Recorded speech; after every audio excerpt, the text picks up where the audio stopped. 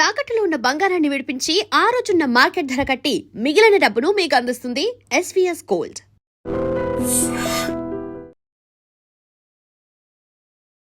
Welcome to iDream news. This is Pavan. So ప్రస్తుతం నేను కుకట్పల్లిలోని ఈనాడు కాలనీలో అయితే ఉన్నాను. గత నెల 24న అనుమానాస్పద స్థితిలో ఒక సుధీర్ రెడ్డి అనే వ్యక్తి మృతి చెందడం జరిగింది.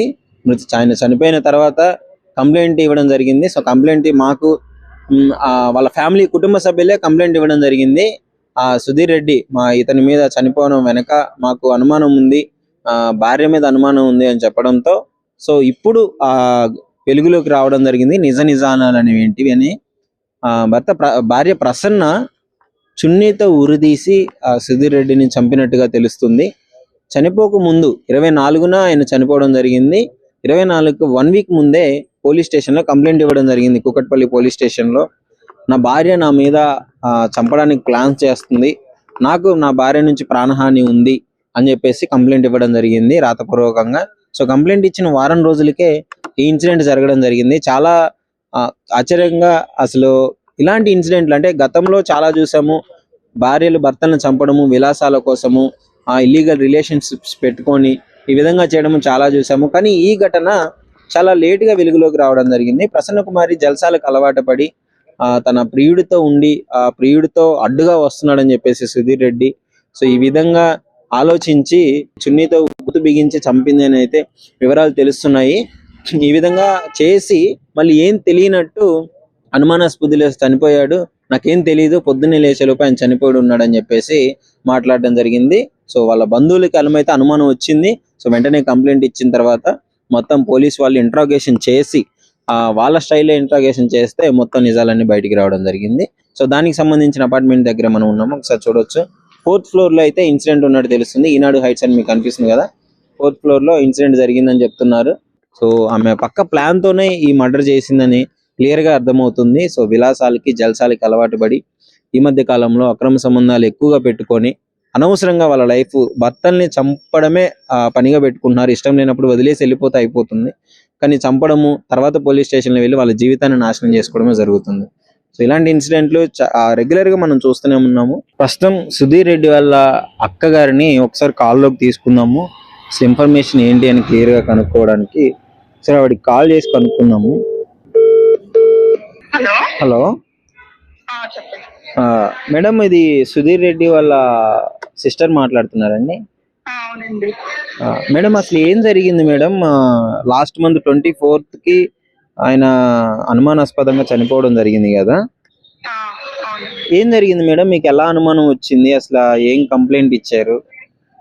23rd నైట్ 12:30కి నాకు కాల్ వచ్చింది సార్. 23rd నైట్ 12:30 ఆ టైంలో కాల్ వచ్చింది. ఓకే. అతని వైఫే చేస్తుంది అనమాట. ఓకే. ఇట్లా సుధీర్ తాగి వచ్చాడు, మంచం కూడా మీద పడి చనిపోయాడు అని అంది. ఓకే. మంచం కూడా మీద పడి చనిపోవడం ఏంటమ్మా అంటేను, లేదు అంబులెన్స్ కి ఫోన్ చేశాను, అపార్ట్మెంట్ లో వాళ్ళందరూ వచ్చి కూడా గొడవ చేస్తారు, గొడవ అయింది, అంబులెన్స్ ఫోన్ చేస్తే అంబులెన్స్ వచ్చి డిక్లేర్ చేసింది, చనిపోయాడని అని చెప్పింది సార్. ఓకే, అంటే తాగి వెళ్ళినప్పుడు అపార్ట్మెంట్ లో కింద ఇష్యూ అయిందా, గొడవ అయిందా ఏమన్నా? ఇష్యూ లేదు, బయటకు వస్తుంటే తీసుకెళ్లారట సార్. గొడవ పెట్టుకున్నట్టున్నారు. ఓకే.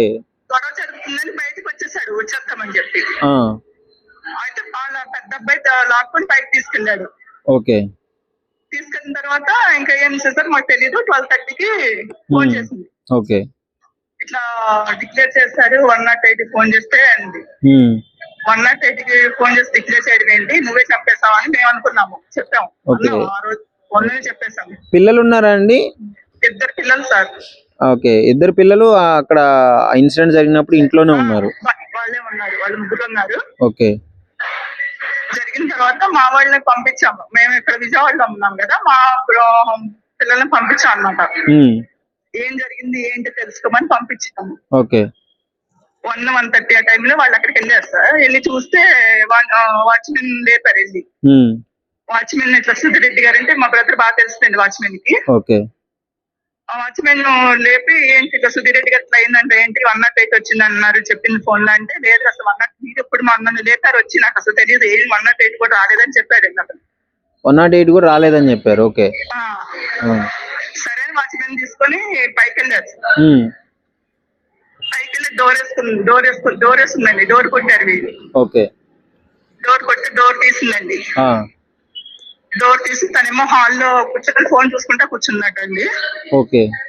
మా బ్రదర్ ఏమో బెడ్రూమ్ లో మంచం పక్కన పడుకోబెట్టేసి కింద పడుకోబెట్టేసి వీళ్ళేమో ఫోన్ చూసుకుంటా ఉందటండి. అంటే మీ బ్రదర్ అక్కడే ఉన్నారు, అదే రూమ్ లో ఉన్నారు, అట్లా పడిపోయి అలా వదిలేశారు ఆ బాడీని? వదిలేశారు. ఓకే. వీళ్ళు వెళ్ళిందా కూడా అలానే వదిలేస్తుందండి. ఏం చేయలేదు అమ్మాయి. ఓకే. తర్వాత మా వాళ్ళు 108కి ఫోన్ చేసి పోలీసులకి ఫోన్ చేశారు సార్. పోలీసులు ఫోన్ చేస్తే వచ్చి 108 వాళ్ళు అప్పటికే 3 గంటలు అయిపోయింది చనిపోయి అని డిక్లేర్ చేస్తారండి. తర్వాత వాళ్ళు అట్లా తీసుకెళ్లారు. మేము తెల్లారేది వెళ్ళి కేసు పెట్టామండి. ఇంత దారుణంగా ఎలా ఉంటారండి? భర్తని శవాన్ని పక్కన పెట్టుకొని ఫోన్ చూస్తున్నారు. భార్యలో కొడుకు సార్ అంతకుముందు కేసు పెట్టాడు. నా భార్య నా కొడుకు నన్ను చంపేస్తున్నారు, నాకు డెత్ ఇది ఉంది అని కేసు పెట్టాడు. 1 వీక్ ముందే పెట్టారని తెలిసింది. పెట్టారు. వాళ్ళు వచ్చి కౌన్సిలింగ్ ఇచ్చేసారటండి. నన్ను చంపేస్తారు. మాకు కూడా ఫోన్ చేసి చెప్పాడు కొడుతున్నారని చెప్పి. ఆ రోజు నైట్ భయపడి వచ్చేసాడు. ఇంటికి వచ్చేసాడు. మా ఊరు వచ్చేసాడు. విజయవాడ వచ్చాడు. విజయవాడ కాదండి, వాళ్ళూరు, అమ్మాళ్ళూరు. ఓకే. ఓకే. ఓకే. వచ్చిన తర్వాత మళ్ళీ తీసుకెళ్లారండి. వచ్చి వెళ్ళిన తర్వాత ఇంకేం జరుగుతుంది, గొడవ జరుగుతుందని చెప్పాడండి మాకు. 1 మంత్ ముందే చెప్పాడు. ఇలా అలా చేస్తుంది అమ్మాయి, వాళ్ళిద్దరు నన్ను కొడుతున్నారు, ఒకళ్ళు పట్టుకుంటున్నారు, ఒకళ్ళు కొడుతున్నారు, నాకు భయం వేస్తుంది అన్నాడండి. అంటే మేము వెళ్ళొద్దు, భయం వేసినప్పుడు వెళ్ళొద్దు, ఇక్కడే ఉండిపో అని చెప్పాము. పంచాయతీ కూడా పెట్టామండి. అమ్మాయి వాళ్ళ డెత్ ఉంది, మాకు వద్దని చెప్పి పంచాయతీ కూడా పెట్టాము. తర్వాత మళ్ళీ వెళ్ళాడండి, కాగితాలు తీసుకుని వెళ్ళాడు. వెళ్ళిన తర్వాత ఇంకా 20 days 15 days ఇచ్చేసారండి. ఇంకా అది కొడుకు పాత్ర కూడా ఉంది సార్. కొడుకు పాత్ర మెయిన్ వాడు ఉన్నాడండి. వాడిని మాత్రం తప్పించారు. వాడిని కూడా అరెస్ట్ చేయాలి సార్. అది కూడా చేయాలి, అరెస్ట్ చేయాల్సింది వాడిని కూడా. అదేనండి, సుధీర్ రెడ్డి గారు అంత బలంగా ఉన్నారు. ఒక భార్య అతన్ని ఎలా చంపిందన్న అనుమానాలు కూడా ఉన్నాయి అందరికి. సో కానీ ఇంత దారుణంగా ఉన్నప్పుడు కొంచెం అంటే ముందే రియాక్ట్ అయ్యి కొంచెం జాగ్రత్త పడాల్సిందండి. జాగ్రత్త పడాలి సార్. నేను చెప్పాను సార్, ఇక్కడ ఉండమని చెప్పాను సార్. అమ్మాయి ఒకటే ఫోన్ మీద ఫోన్ అమ్మాయి వచ్చి మరీ తీసుకెళ్లిపోయింది సార్. అంటే ఈమె మీద ఏమన్నా అనుమానాలు ఉన్నాయండి? అంటే వేరే ఏమన్నా ఎవరన్నా ఉన్నట్లు ఏమన్నా మీకు అనుమానాలు ఉన్నాయా? అనుమానాలన్నీ పోలీస్ ఎంక్వైరీలు తెలియాల్సిందే సార్. మాకైతే మా సైడ్ అయితే ఎవరు లేరు. ఓకే.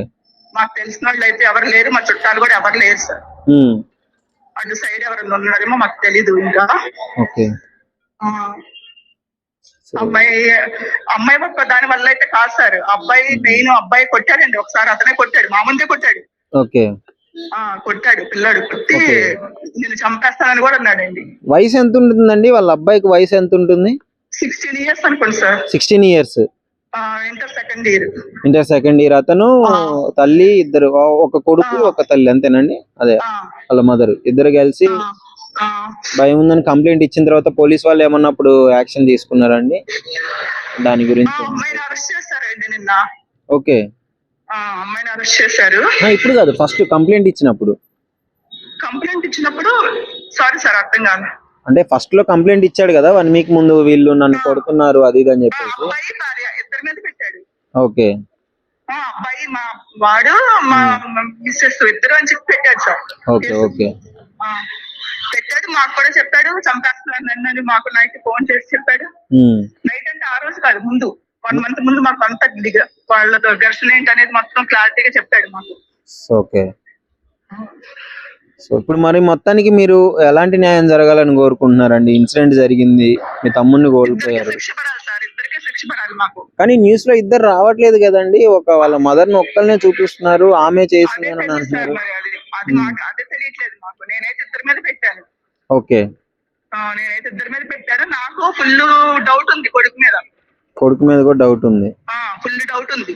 ఓకే. మీరు వెళ్ళినప్పుడు సిచ్యువేషన్ మొత్తం అంటే ఏమన్నా దాడి చేసినట్లుగా ఏమన్నా కనిపిస్తున్నాయండి అక్కడ సిచ్యువేషన్? రూమ్ చూసినప్పుడు ఒంటి నిండా దెబ్బలు ఉన్నాయి సార్. ఒంటి నిండా దెబ్బలు ఉన్నాయి. పోలీస్ మాస్టర్ లో కూడా ఆ రోజే చెప్పేశారు గొంతు నుంచి చంపేశారని. గొంతును చంపారని చెప్పేశారు. గొంతు దగ్గర గాయం కూడా కనిపించింది. ఆ రోజు డాక్టర్ గారు కూడా చెప్పాడు మాకు గొంతు దురిమారు, దాని వల్ల చనిపోయాడు అని చెప్పారు. సరే. ఒంటి నిండా కూడా దెబ్బలు, చాలా దెబ్బలు ఉన్నాయి సార్. ఓకేనండి. సో ఇది పరిస్థితి. ఇంత దారుణంగా ఒక తల్లి కొడుకు కలిసి సుధీర్ రెడ్డి అనే ఒక పర్సన్ ని ఇంత దారుణంగా చంపడం జరిగింది. సో ఇప్పుడు వివరాలు అయితే వాళ్ళ అక్క చెప్పిన ప్రకారం అయితే కొడుకు కూడా ఉన్నారు ఇందులో, కానీ ఎందుకు ఆయన బయటికి చూపించట్లేదు. కంప్లైంట్ అయితే ఇద్దరి మీద పెట్టామని తెలుస్తుంది. ఆనవాళ్ళు మాత్రం అన్ని అబద్ధాలు చెప్పేసి ఒక భర్త శవాన్ని పక్కన పెట్టుకొని ఫోన్ చూస్తూ కూర్చుండిపోయింది అర్ధరాత్రి 1:30 ఆ టైంలో. ఇంత దారుణంగా తయారైంది సమాజం. ఇంత దారుణంగా ఎలా ఉంటారు జనాలు అసలు అర్థం అవ్వట్లేదు. సో వాళ్ళ మీద క్రిటికల్ గా యాక్షన్ తీసుకొని లీగల్ గా వెళ్ళాలని చెప్పేసి అయితే వీళ్ళ ఫ్యామిలీ వాళ్ళు కోరుకోవడం జరుగుతుంది.